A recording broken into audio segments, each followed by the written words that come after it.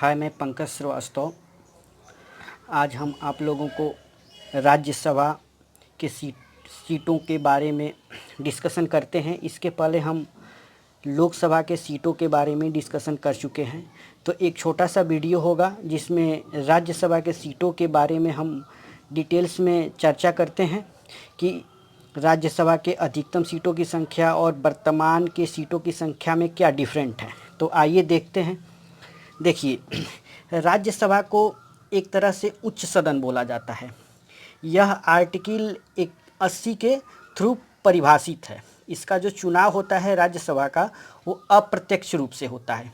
अगर सीटों की बात करें तो राज्यसभा में अधिकतम सीटों की संख्या 250 रखा गया है और वर्तमान जिस पे चुनाव होती है वह एक तरह से तो 233 है, लेकिन वर्तमान में जो सीटों की संख्या है वो 245 है।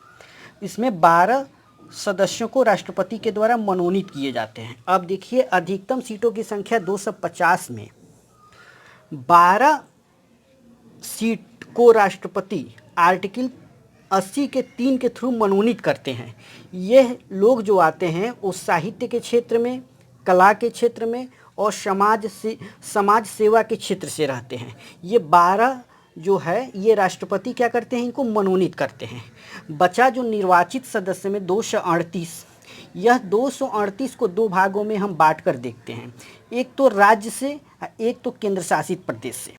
तो 238 में राज्य से 234 सीटें निर्धारित किया गया है और केंद्र शासित प्रदेश से 4। तो राज्य से तो 234 फिक्स है और केंद्र शासित प्रदेश से जो 4 सीटें हैं उसमें 3 सीटें दिल्ली को दिया गया है और 1 सीटें पुडुचेरी को दिया गया है। ये तो अधिकतम सीटों की संख्या हो गया। वर्तमान में जो 245 सीटें हैं उसमें मनोनीत राष्ट्रपति के द्वारा यहाँ भी होता है। अधिकतम भी वर्तमान में जो सीटों की संख्या 12 राष्ट्रपति के द्वारा भी मनोनीत किए जाते हैं और निर्वाचित 233 है। तो 233 में राज्य को 229 सीटें दिया गया है और केंद्र शासित प्रदेश को 4 सीटें दिया गया है। अब देखिए, 4 सीटें में 3 सीटें दिल्ली को है और 1 सीटें पुडुचेरी को है। मीन्स कहने का अर्थ ये हुआ कि राज्यसभा में 250 अधिकतम सीटों की संख्या और वर्तमान में 245 सीटों की संख्या के बीच का जो डिफरेंट है वो 5 सीटें का है। ठीक है, 5 ही सीट हम क्या कर सकते हैं, घटा सकते हैं या बढ़ा सकते हैं।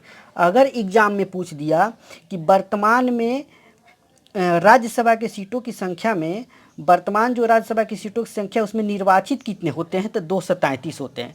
अगर पूछ दिया कि केवल राज्यों से कितने निर्वाचित होते हैं, तो 229 राज्यों से निर्वाचित होते हैं। अगर राज्य और केंद्र शासित प्रदेश मिला के पूछ दिया तो हमारा क्या है, 233 सीटें निर्वाचित होते हैं। मीन्स इस पर चुनाव होता है। 12 सीटें राष्ट्रपति के द्वारा मनोनीत किए जाते हैं। ये जो 12 राष्ट्रपति के द्वारा मनोनीत किए जाते हैं ये आर्टिकल क्या 80 के 3 के थ्रू साहित्य, कला और समाज सेवा से आते हैं। अब देखिए, राज्यसभा को कभी क्या किया जा सकता है, भंग नहीं किया जा सकता, किंतु समाप्त किया जा सकता है। ठीक है, राज्यसभा को अगर भंग किया जा सकता है तो ये राष्ट्रपति के द्वारा ही राज्यसभा को भंग किया जा सकता है। राज्यसभा क्या है, समाप्त इसलिए नहीं होता है कि इसका हर 1-2 साल पे 1/3 सदस्य क्या होते हैं, अपना स्थान क्या करते हैं, उनका चुनाव होता है तो उनके जगह पे नए सदस्य का निर्वाचन कर लिया जाता है। तो इस प्रकार से क्या होता है, ये कभी समाप्त नहीं होता है। ठीक है, तो ये हमारा रहा राज्यसभा के सीटों के बारे में। आइए कुछ और पॉइंट्स हम देख लेते हैं।